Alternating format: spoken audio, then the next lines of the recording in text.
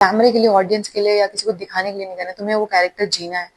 और वो चीज़ मुझे बहुत अच्छी लगी। ऑडियंस को मसाला चाहिए, तो आपको वो एक्स्ट्रा करना पड़ता है, दिखाना पड़ता है। As an actor I think बहुत बार मैंने भी ऐसे रोल्स किए हैं जहाँ पे मैंने कनेक्ट नहीं किया, जो मुझे नहीं करना था मैंने वो भी किया। मैंने हमेशा से ना चैलेंजिंग ही किरदार किया है। अगर आप मेरे पहले शो को उठा लो, दूसरे, तीसरे, hi this is Srishti Singh and you are watching IWM Buzz. So first, Srishti, welcome to IWM Bus. Thank you so much. Thank you so much. जब ये किरदार मिला आपको, ये जब शो मिला, what was your first thought? Was it always yes to say for this character? नहीं, मैंने पहले स्टोरी सुनी, मैंने वानी के कैरेक्टर को समझा और मुझे ऐसा लगा कि वानी का जो कैरेक्टर है वो एक बहुत ही स्ट्रॉन्ग लड़की का है और ऐसी लड़की का है जो हम सब बनना चाहते हैं, मैं बनना चाहती हूँ।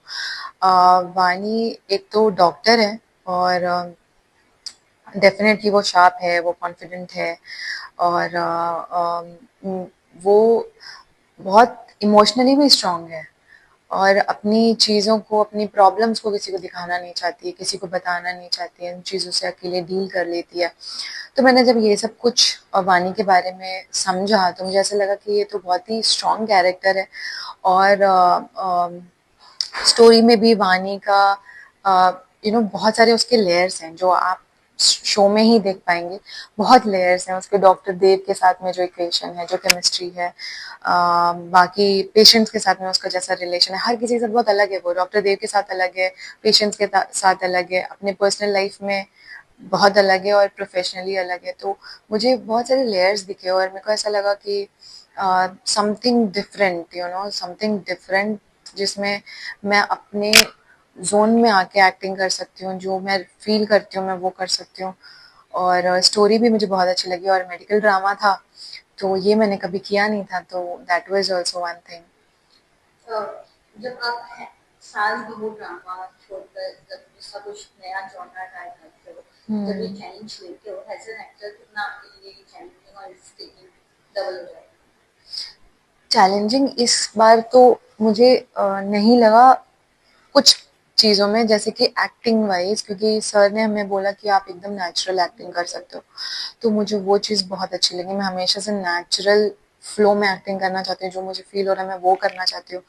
तो उन्होंने बोला कि अब तुम्हें रोना आ रहा है तो रो, तुम्हें हंसना आ रहा है तो हंसो, तुम्हें जो फील हो रहा है, तुम्हें जो महसूस हो रहा है उतना ही करो। कैमरे के लिए, ऑडियंस के लिए या किसी को दिखाने के लिए नहीं करना, तुम्हें वो कैरेक्टर जीना है। और वो चीज़ मुझे बहुत अच्छी लगी।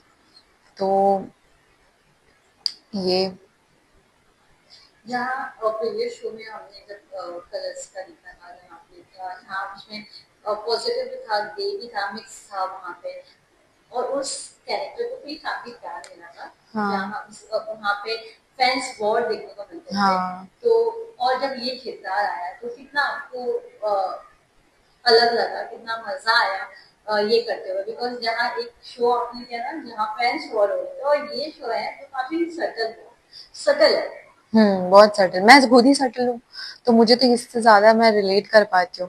मैं एक्चुअली मतलब मैं बहुत ही नेचुरल फ्लो में ही करना चाहती हूँ और जब मैं दूसरे शोज भी कर रही थी तो उसमें भी नेचुरल ही कर रही थी, बट उसमें ऐसा था कि मुझे थोड़ा एक्स्ट्रा, हाँ, बिकॉज ऑडियंस को मसाला चाहिए तो आपको वो एक्स्ट्रा करना पड़ता है, दिखाना पड़ता है। तो और जैसी स्टोरी होती है आपको उस हिसाब से एक्ट करना पड़ता है। तो मैं कहीं ना कहीं कई बार कुछ शोज में कनेक्ट नहीं कर पाती थी, लेकिन मैंने लास्ट शो में अपने काफी कनेक्ट किया था। उसी तरीके से ये वाले शो में मैं कनेक्ट कर पा रही हूँ वानी के साथ में।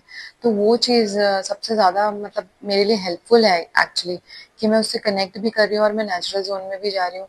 मुझे ओवर कुछ करने की ज़रूरत नहीं है।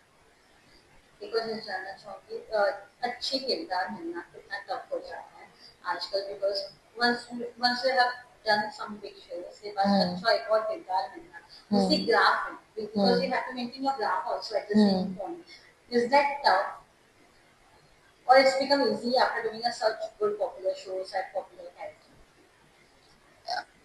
Tough, I would say, because एक तो एक तो बहुत सारे शोज आते रहते हैं, बहुत सारे डिफरेंट डिफरेंट कैरेक्टर्स होते हैं और आप कितने आप मोस्टली आप ऑडिशन करते रहते हो और आप एक वो लक फैक्टर भी है कि कहाँ पे आप एक्चुअली में राइट फिट हो। हो सकता है आप कुछ ऐसा सोच रहे हो कि मुझे ऐसा करना है, पर आपको वो चीज मिल नहीं रही है। कई बार ऐसा होता है, कई बार आपको जो चीज मिल रही है वहां पे आप कनेक्ट नहीं कर रहे हो, कई बार ऐसा भी होता है। तो मतलब ये डिपेंड बहुत करता है, तो इट इज टफ। और ऐसे में अगर आपको कुछ ऐसा मिल जाए कि आप वही कर रहे हो जिससे आप कनेक्ट भी कर रहे हो और एग्जैक्ट वैसा है, तो मतलब वो तो ब्लेसिंग है। लेकिन as an actor I think बहुत बार मैंने भी ऐसे रोल्स किए हैं जहाँ पे मैंने कनेक्ट नहीं किया, जो मुझे नहीं करना था मैंने वो भी किया। बट अगर it's not even choice, because बहुत ज़्यादा चॉइस, 50% चॉइस एक्टर के हाथ में होता है, बट 50% तो बाकी ऑडियंस के हाथ में भी होता है, वो प्यार करेंगे कि नहीं, प्रोड्यूसर्स के हाथ में होता है, चैनल के हाथ में, सबके हाथ में होता है, तो सबका कंबाइंड ही एक डिसीजन होता है।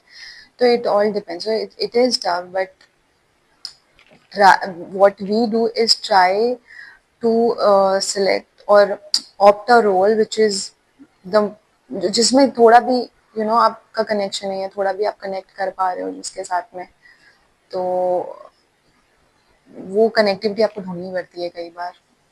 एक बात उसमें जानना चाहूंगी, you have always worked with a good production house from past few films. So how proud you feel now जब अच्छे प्रोडक्शन हाउस से अच्छे किरदार मिलते हैं, तो काफी ही बड़े किरदार होते हैं। मैंने हमेशा से ना चैलेंजिंग ही किरदार किया है। अगर आप मेरे पहले शो को उठा लो, दूसरे, तीसरे, चौथे, सब में मैंने ऐसे रोल्स किए हैं जो हमेशा बाकियों से थोड़ा सा चैलेंजिंग ही रहा होगा। और सब में अलग, मैंने एक मेंटली चैलेंज्ड लड़की का भी किया था, और बहुत अलग अलग किए हैं मैंने। और लेकिन हाँ, आई एम फॉर्चुनेट इनफ कि हमेशा मुझे अच्छे प्रोडक्शन हाउसेस ने कॉल किया है और हमेशा अच्छे कास्ट के साथ में काम किया है, अच्छी स्टोरी पे काम करने का मौका मिला है। किरदार अलग अलग रहे हैं, बट पर हर जर्नी मेरी अलग है। आप मेरा कोई भी कैरेक्टर देखोगे तो सब कोई सिमिलर नहीं है। वो रोशनी अलग थी, उसके बाद मैंने माया किया, माया बिल्कुल अलग थी। फिर मैंने दृष्टि किया था, दृष्टि भी टोटली वो तो मतलब खतरनाक थी। और फिर मैंने सिया का किया जो कि बहुत ही प्यारी लड़की थी।